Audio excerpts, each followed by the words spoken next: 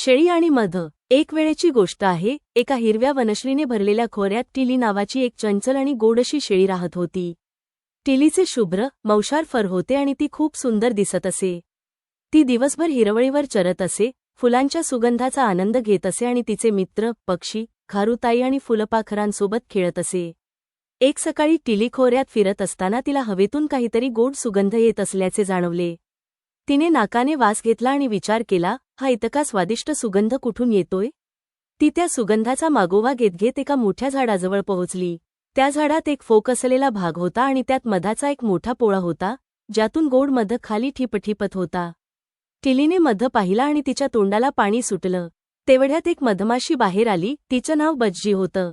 बज्जी रोजचं काम करत होती, फुलांमधून मध गोळा करत होती.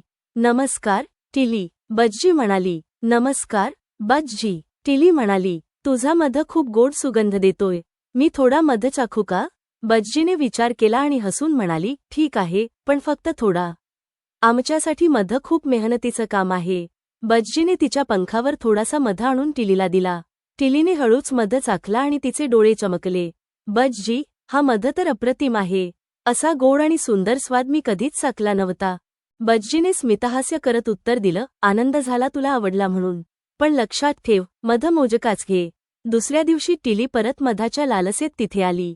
तिने चत्त्यातून मध काढण्याचा प्रयत्न केला. अचानक बज्जी तिथे आली आणि जोरात ओरडली, थांब टिली, तू पोळं खराब करशील. पण टिली मधाच्या चवीत एवढी गुंतली होती की तिने ऐकलं नाही आणि तिने पोळं पाडलं. साऱ्या मधमाशा तिच्यावर संतापून भनभनू लागल्या.